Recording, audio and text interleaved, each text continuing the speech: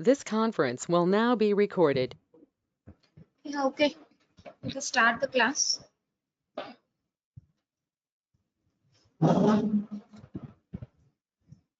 Today we are going to discuss the topic on juvenile idiopathic arthritis. Previously it used to called as same in adult rheumatoid arthritis. And so you see nowadays rheumatological conditions are like increasing. Like previously they were very less, but nowadays that is not the entity. We have to be very cautious to give this diagnosis of arthritis even in a child. Am I audible to everyone? Yes, ma'am. Yeah. Yes, ma'am. Okay, very nice. I'll continue. So previously, these are the like missed entities. Nowadays, this is not that less common. This is also a common entity, and this is the most common rheumatic disease in children. Coming to all rheumatological disorders, comparatively with other rheumatological disorders, like other rheumatological disorders are like SLE, juvenile dermatomyositis, polymyositis. These are all other conditions. But out of all these, juvenile idiopathic arthritis is most common rheumatic disease in children. And also, this is one of the more common chronic illnesses in the children. This is not an acute entity. It persists together for months. So it is one of the commonest chronic illnesses. And usually this disease is like not a single entity, like it is like heterogeneous group of disorders that shares the typical clinical manifestations of arthritis. And exactly the etiology we doesn't know. One of the probable mechanism is autoimmune mechanism, and various genetic factors also include under this entity for juvenile idiopathic arthritis. So this is the brief intro regarding this. So coming into the topic proper,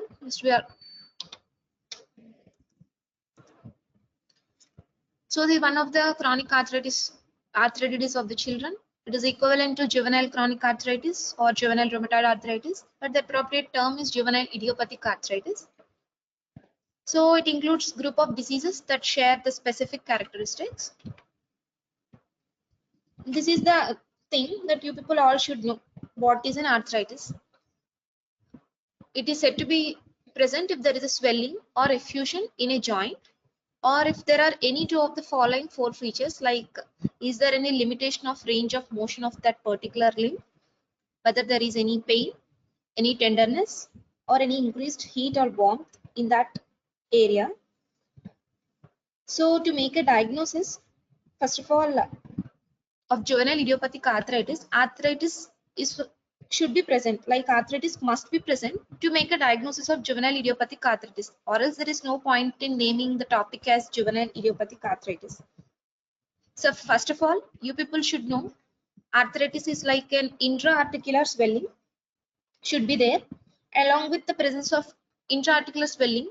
So that represents like a swelling or any effusion, like or any collection of fluid in that particular joint. Along with two of these following features should be there, like already discussed, limitation of range of motion, any tenderness is there, whether any pain on motion is there, increased heat or warmth on that particular joint. So these are the clinical characteristics to fit into the criteria of arthritis, and this should be the complaint before you diagnose a disease named juvenile idiopathic arthritis.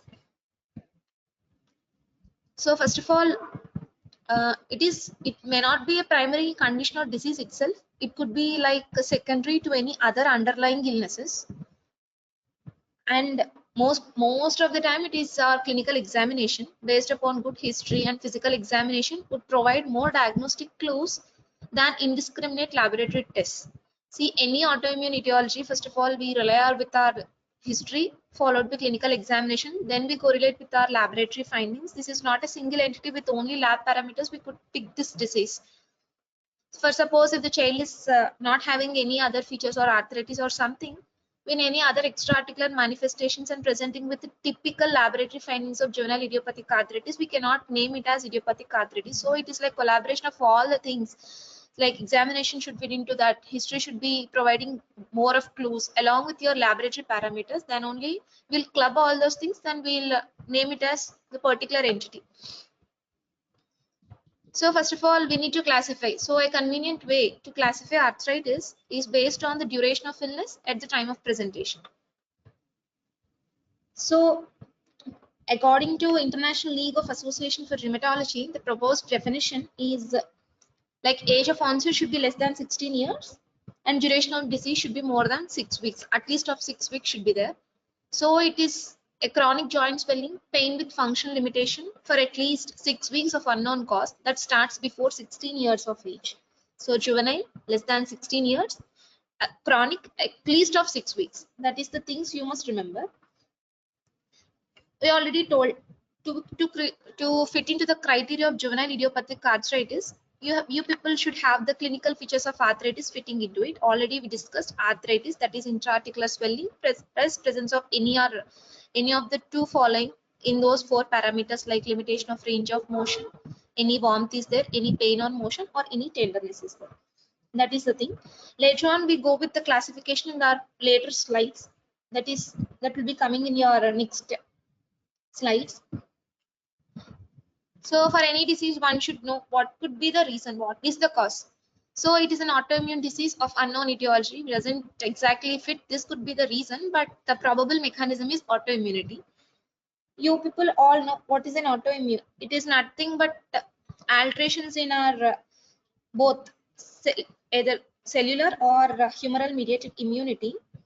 Usually, like the T cells have a central role releasing pro-inflammatory cytokines, favoring a type 1 helper T lymphocyte response and all those things, finally resulting in synovial destruction or synovitis and everything. So you people must know this is an autoimmune disease. The common underlying manifestation is the presence of chronic synovitis. Coming to etiology, we already discussed out of all the rheumatological diseases, this is the most common entity and it is one of the most common chronic illnesses in the childhood. The prevalence is around 1 in 1000. It has two peaks, one at the age of 1 to 3 years and one at the age of 8 to 12 years. Usually girls are more affected more commonly than boys, but this in further we have classification in juvenile idiopathic arthritis. In that one entity systemic arthritis, systemic juvenile idiopathic arthritis. In that arthritis, we doesn't have any sex predilection, like males are equal to females in that particular entity. But broadly, if at all a case of juvenile idiopathic arthritis, if you come across, it is usually more seen in girls. See, like any other autoimmune diseases, usually girls are more affected rather than boys. So coming to the pathophysiology, we all know this is an autoimmune response. So there is an improper imbalance between cellular and humoral immunity. With all those things, what happens exactly in that particular joint is systemic inflammatory process originating in the synovium or synovial fluid involving connective tissue, and it is characterized by destruction and proliferation of synovial membrane. At last, what is happening is damage to the synovial membrane. The antigens that are produced, like autoantigens or autoantibodies, whatever, they'll destruct the synovial membrane and leading to this synovitis. So phagocytosis produces enzymes within the joint that results in inflammation. Ultimately, collagen is destroyed over time and pannus formation occurs, resulting in narrowing the joint space. This pathophysiology is like any adult thing, like arthritis thing. What happens is synovial destruction resulting in collagen destruction. All the things happens resulting in the decrease in the joint space over there. Finally, it may result in joint destruction leading to ankylosis and deformity with loss of articulation joint motion. So obviously what will happen, ankylosis, tightening will be there and the joint space will be reduced and there is no place to have our movements over that particular joint. So finally there will be a limitation of motion of that particular limb.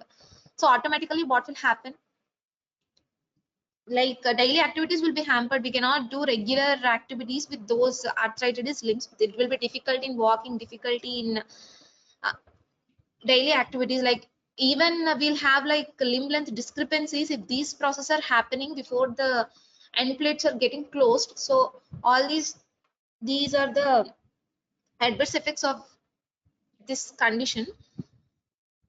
So usually we doesn't expect what could be the remissions, and unpredictable exacerbations can also occur.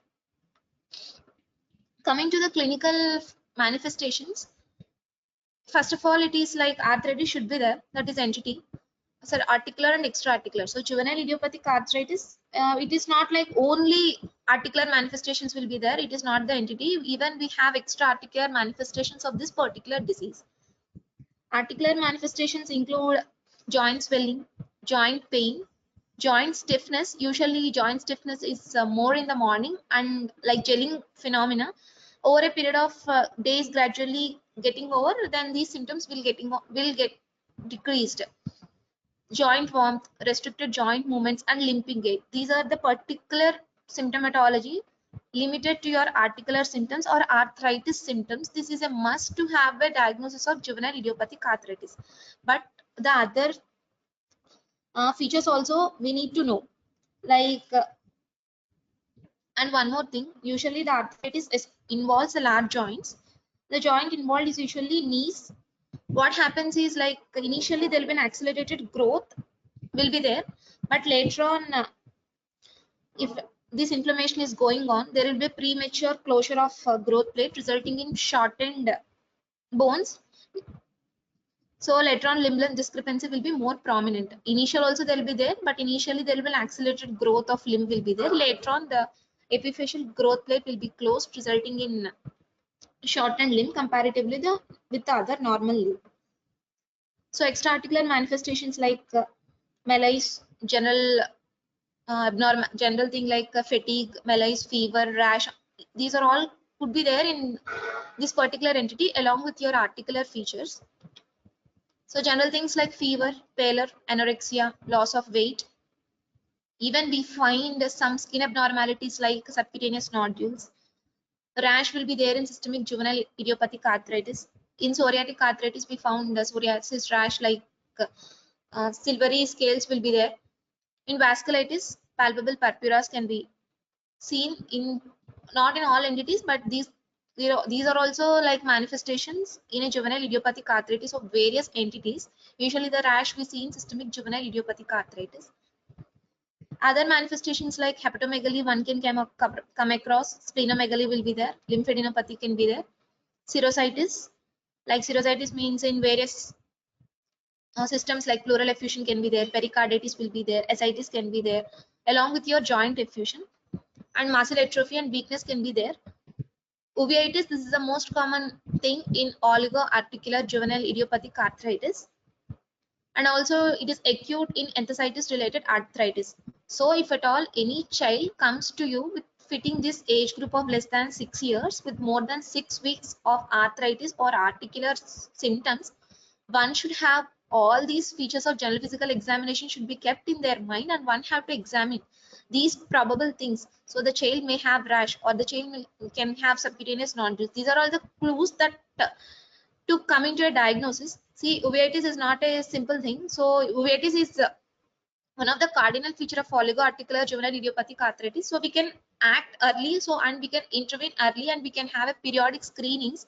So in an arthritis case, apart from your articular symptoms, extra articular symptoms will be there.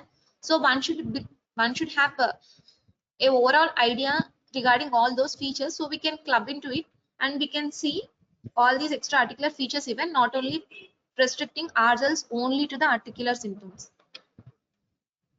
So coming to the types of arthritis, these are the major classification. So International League of Association of Rheumatology classified rheumatoid arthritis into specific entities. These are the things: oligoarticular juvenile idiopathic arthritis, polyarticular juvenile idiopathic arthritis. In that group, it includes two more things. One is the rheumatoid factor positive juvenile idiopathic arthritis, and another one is rheumatoid factor negative juvenile idiopathic arthritis. Systemic juvenile idiopathic arthritis. Other entities are enthesitis related arthritis, psoriasis arthritis, and undifferentiated arthritis. So this is the broad classification. You must remember there is no option in skipping it.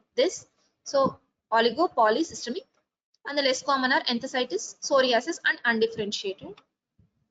So coming to the oligoarticular arthritis, oligo in this name itself. So few joints.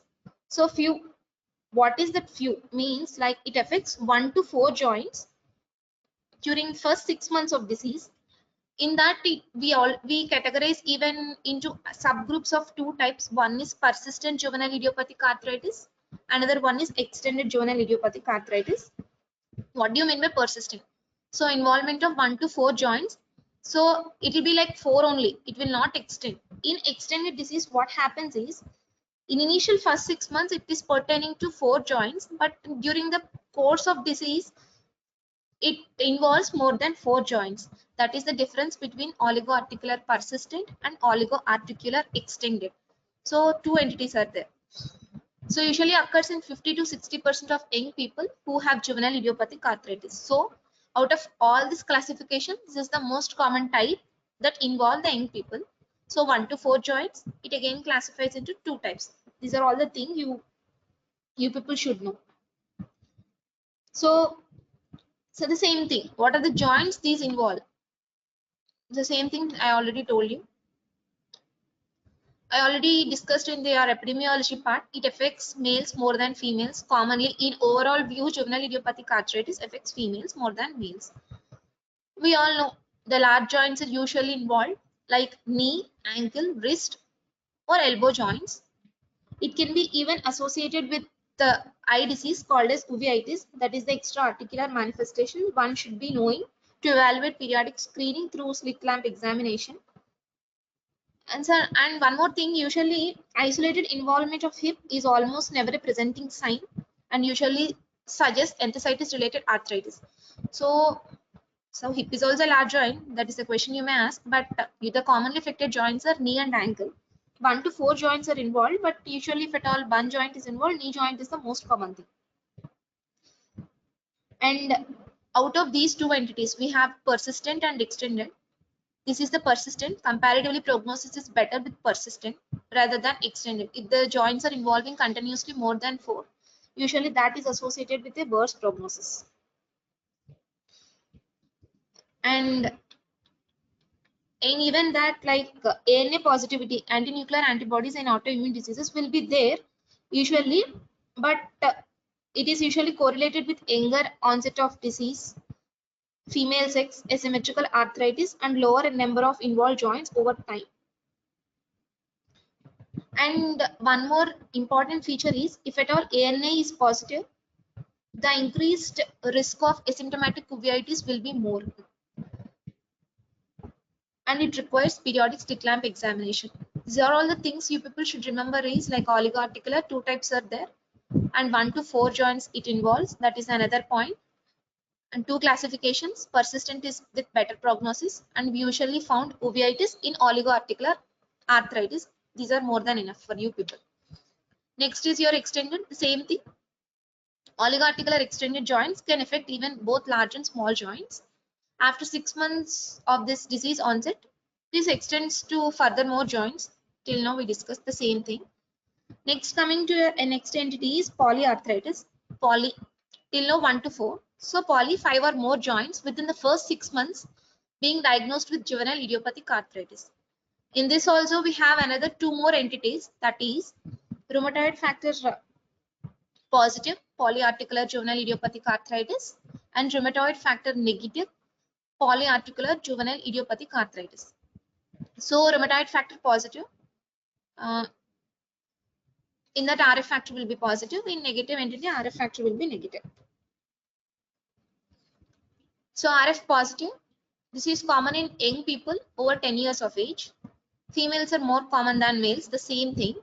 It affects both the small joints of hands and feet and large joints like knees, hips and ankles. It affects joints on both the sides of the body. This type of juvenile idiopathic arthritis behaves almost like adult rheumatoid arthritis.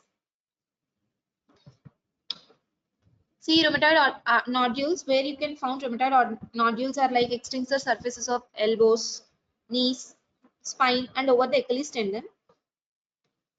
Although unusual, are associated with more severe course and almost exclusively occurs in rheumatoid factor positive individuals. And also we can see anemia, significant fatigue can be observed, poor appetite with some weight loss can be seen, low-grade fever, and general feeling of being unwell one can find in polyarticular arthritis. Mm. And this is the polyarticular negative. It can occur at any age. Females are involved than males. Usually starts in many joints at the same time. Some young people only have polyarticular juvenile idiopathic arthritis for a limited period of time, while others may have it for many years.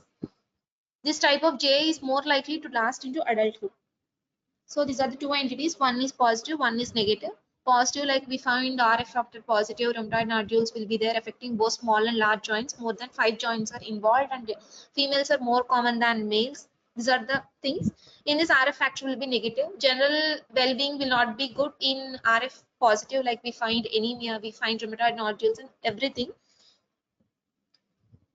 So those are the entities. Till now we discussed oligoarticular, the types, polyarticular, the types. Next is your systemic juvenile idiopathic arthritis.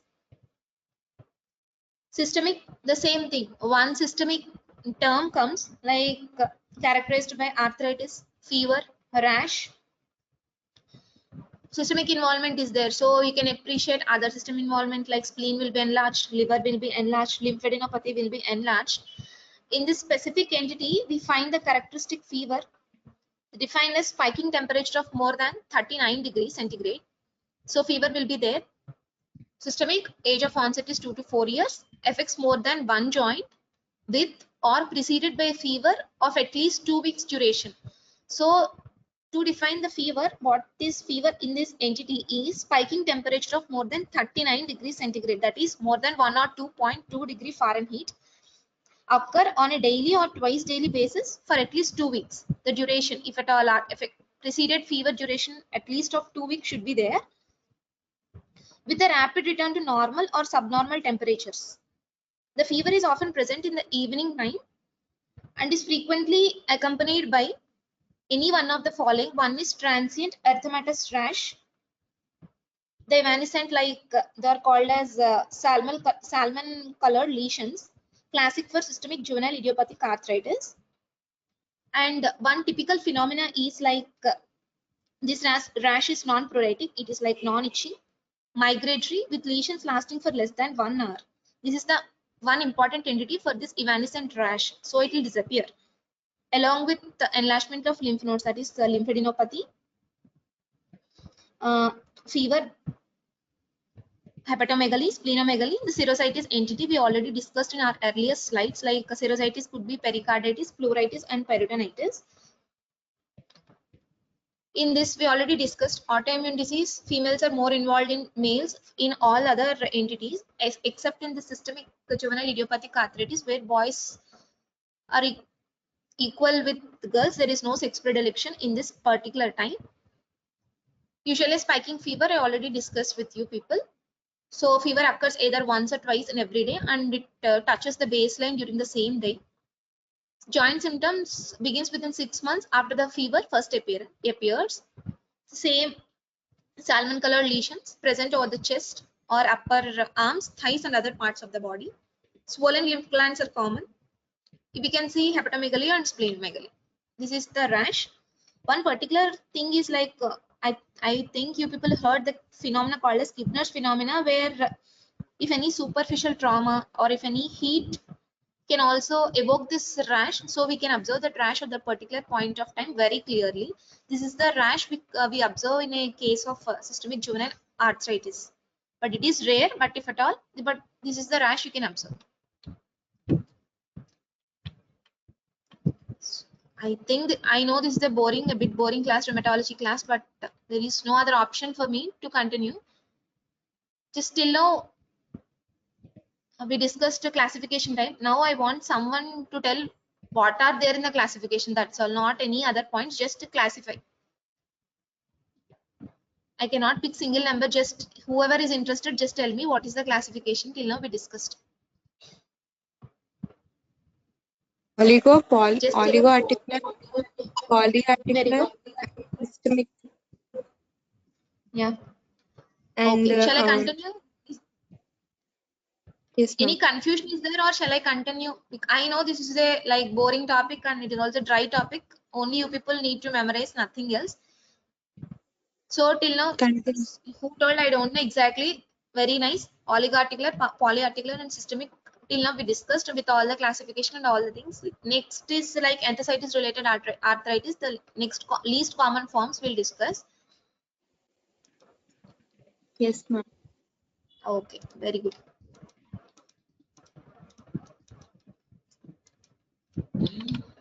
Okay, enthesitis arthritis. This is like inflammation in both the joints and as well as enthesis, which are the spots where tendons or ligaments attaches to the bones. This is the important thing.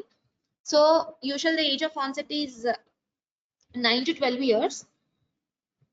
Diagnostic criteria is arthritis plus enthesitis should be there, along with two of the following should be there: presence or history of sacroiliac joint tenderness or inflammatory lumbosacral pain. Usually it involves the mid joints like sacroiliac joint, lumbosacral pain, like particularly related to vertebra. And positive human leukocyte antigen will be there, like HLA-B27 antigen is positive. Onset of arthritis in male is more than 6 years. In this entity also we find acute anterior uveitis. Uveitis is seen in oligoarticular as well as enthesitis related arthritis. So this is the important thing you people should remember, because if at all the case comes to your OPD or any emergency department with all these pains, one have to have your periodic screening of slit lamp examination to rule out anterior uveitis, because uveitis is not a small entity. It results in cataracts, even posterior synechiae formation and everything. So early intervention can have better outcomes. So anterior uveitis is also associated with enthesitis related arthritis. And usually we found history of ankylosing spondylitis, enthesitis, sacroiliitis, inflammatory bowel disease, Retter's syndrome, or family history of acute anterior uveitis. In history, we found all these things because HLA-B27 antigen positive will be there in all these conditions even. This is a vast entity, just you people remember, and arthritis or enthesitis plus any two of the following. That is more than enough. Males are commonly involved in females. In every entity, females are involved rather than males. In systemic, there is no sex predilection. In enthesitis, males are involved than females, often last into adulthood. Usually, uh, usually involves just a few joints in the legs. The hips are often affected. So I already told, isolated hip pain, one should suspect enthesitis related arthritis rather than oligoarticular. Usually oligoarticular involves ankles or knees or elbows, not hips. Enthesitis is most common around the knees, ankles, and bottom of the feet. Next entity is psoriatic related arthritis. So we know psoriasis is a skin disease. It is a scaly red rash that can develop on the scalp, behind the ears, on the eyelids, elbows.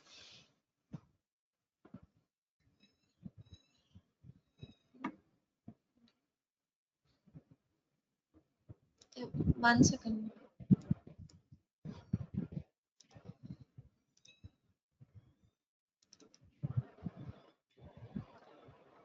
Eyelids, elbows, knees, buttocks, or in the belly button. Some people with psoriasis may also have pits or ridges in their fingernails. This is typical general physical examination that we appreciate in the psoriasis case. So children or teenagers with psoriasis also have arthritis. This is called as psoriatic arthritis. Sometimes the psoriasis starts before the arthritis, but sometimes the arthritis begins before the psoriasis. So we cannot tell exactly what is the first thing. Either of the presentation can be there. A family history of psoriasis is an important clue to the correct diagnosis, to name it as psoriatic arthritis. Psoriatic arthritis, age of onset is usually 7 to 10 years. We see arthritis with or without psoriasis because lesions will be there initially followed by arthritis, or arthritis will be there followed by psoriasis. With any of the following like dactylitis, nail pitting and oncholysis can be there. An important thing is family history of psoriasis, because in a first degree relative, one should not ignore the family history of psoriasis to diagnose this entity of psoriatic arthritis. So this is features of juvenile idiopathic arthritis subgroups. We already discussed everything. like oligoarticular, polyarticular, systemic onset, and spondyloarthropathies. And another entity is psoriatic related arthritis. So just briefly, I need to tell oligoarticular outcome will be excellent, like more than 90% of complete remission. Polyarticular, okay, good, more than 50% complete remission. Some risk of disability will be there. Systemic onset depends upon the extent of arthritis involved. Spondyloarthropathies, the outcomes are variable, we cannot predict. VIT significantly will be present in oligoarticular and enthesitis related arthritis. And sex predilection, we already gave systemic concept, no sex predilections. Enthesitis related, males are calmer than females. These are all the things to differentiate in a single table. So till now we discussed what is the epidemiology, what is the definition, what is the classification, what is the clinical features, and in particularly related to clinical features, what are all there. So before jumping into your laboratory diagnosis, just I want to tell you people, first of all, till in the initial slides only I discussed, this is that diagnosis essentially clinical, laboratory tests are usually supportive, okay, but for any disease one should know what are the differential diagnoses, because in our first slides we discussed this may not be a primary entity, it could be secondary to some other underlying causes can also be there, arthritis. So one must have idea about all the other rheumatological disorders like systemic lupus erythematosus. It could be juvenile juvenile dermatomyositis, sarcoidosis, vasculitis syndromes. Even acute traumatic fever can also present with arthritis and arthralgias. I think you people are well versed with all those things. Even post-viral arthritis are also more common, like Epstein-Barr virus, rubella, parvovirus, hepatitis B, HIV. All these things can also cause transient arthritis. So arthritis, this is not the only entity. Any arthritis need not be juvenile idiopathic arthritis. So one must have some other probable differential diagnosis of other diseases present with arthritis. Like till now we discussed, it could be viral etiologies, or it could be other rheumatological disorders, or it could be like bacterial infections, or it could be Lyme's disease, or just the simply osteomyelitis, or any suppurative arthritis, or toxic synovitis. These could be there. So just I want to give you the names, other causes of arthritis, one must know. In your exam, there is no point in writing all these things, just for information sake, I gave these things. So coming to the next step, we'll first of all, after categorizing clinically and after diagnosing clinical things, obviously we'll go for lab parameters. We'll do complete blood picture. What happens is we see anemia, and we appreciate increase in leukocyte count and increase in platelet count.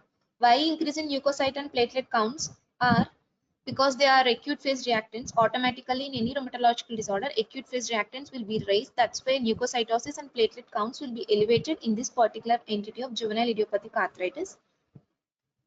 ESR is also raised. This is also a marker of inflammation. We see the X-rays of affected joints, what is happening on to rule out any malignancies are there or not.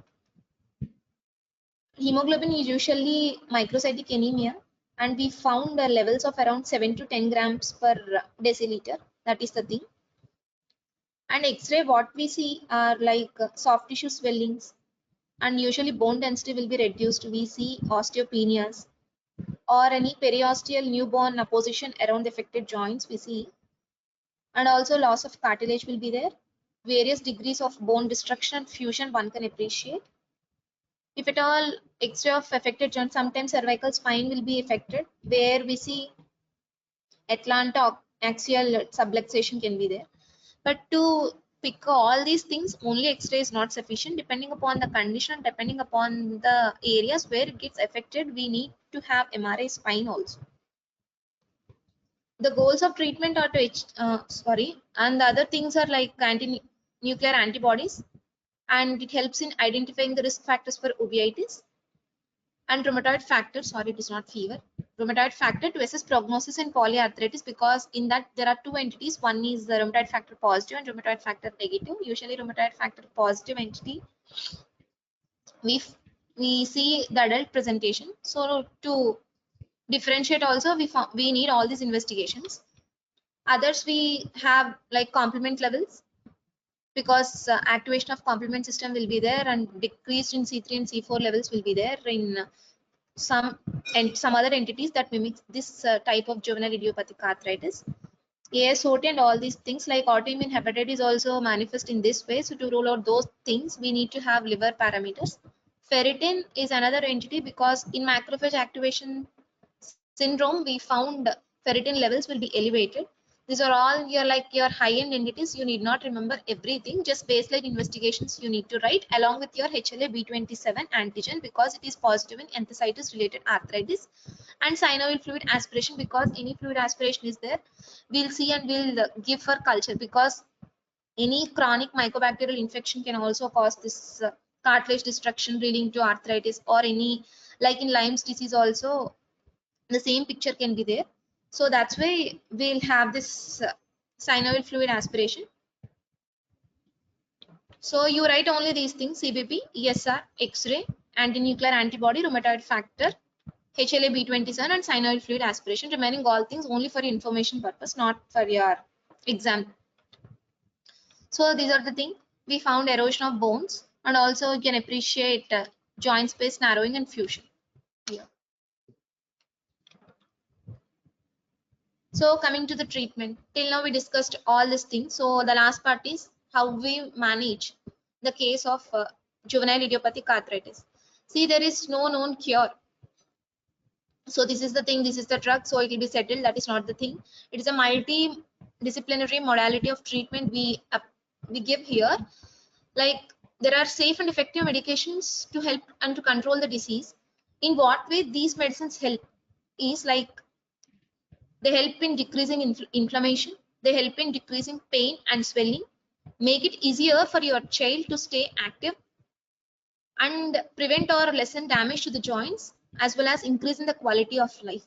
Whatever we can do to the child is like, we can decrease the disease process happening, and or else we can decrease the or progression of the disease, or you can halt the disease, but we cannot completely cure the disease. All this is the like multimodality approach, not with a single entity.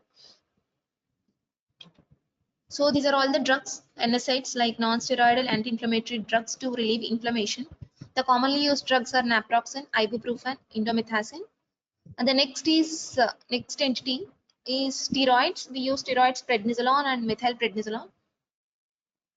If at all the response doesn't come with these drugs, we often take the help of disease-modifying anti-rheumatic drugs. Those are like methotrexate, sulfasalazine, hydroxychloroquine, and all these things. The other entities are biological agents. What are these biological agents? Like tumor necrosis factor alpha inhibitors, interleukin 1 inhibitors, interleukin 6 receptor antagonists. We take the help of all these drugs. So first of all these drugs help in reducing the inflammation and reducing the pain and swelling. You need not memorize individual drug and dosage, just you memorize the names. So these are the drugs. You just write it down, the names of NSAIDs we use, corticosteroids, names like prednisolone, methylprednisolone. Next is disease modifying anti-rheumatic drugs. That's all. So I already discussed, not only doing the just giving the drugs, that is not the only entity. Here we take the help of physiotherapy, because, and one more thing is, because automatically pain is there, limp is there, the child will not walk. This will never help. So avoid prolonged immobilization. Anytime prolonged immobilization is not at all good. It further aggravates your disease process. So strengthens muscles. What happens with the physiotherapy is, it strengthens the muscles, improves and maintains the range of movements, and also it improves balance as well as cardiovascular fitness. So one must advise physiotherapy to this entity of juvenile idiopathic arthritis. We discussed uveitis in conditions where we see most common in oligo. So all the patients must be referred to the ophthalmologist for uveitis screening and to have regular follow-up. Next is nutritional therapy. We found osteopenia and osteoporosis.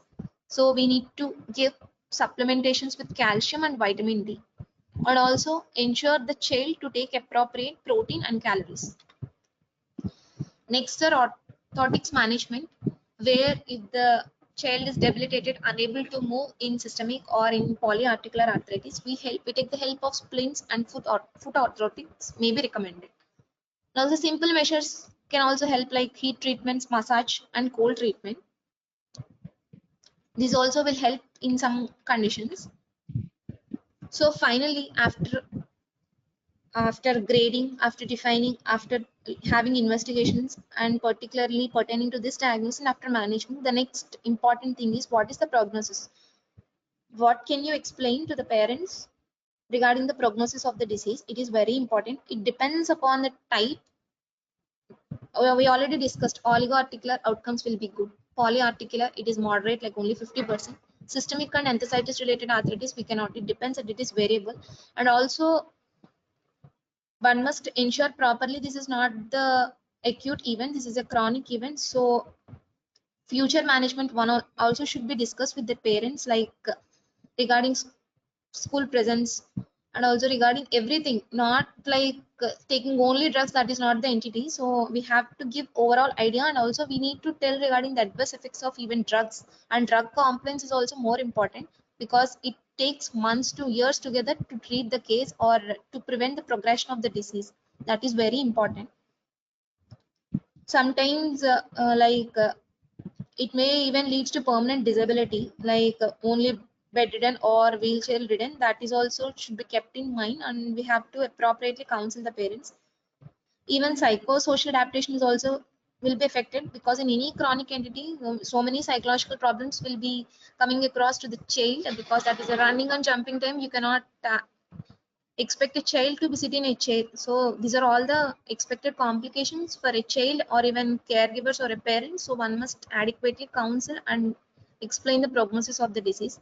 That is the end of your class. Any doubts? I know it is a bit exhaustive class and it is also dry topic. I tried myself to confine to make it as simple to write in your examination. If any doubts are there, you can ask me.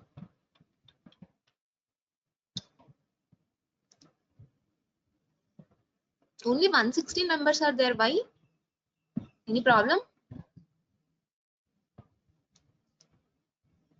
No, Any ma'am. doubts?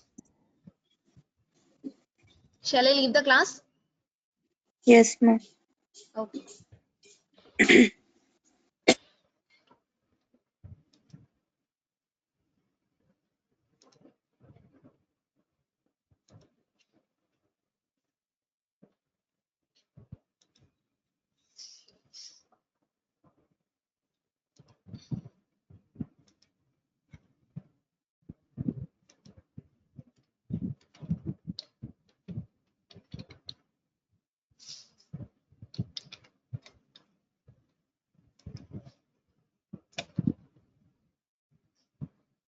Any doubts are there? You can ask me in the group, or you can directly ask me. No issues. Thank you.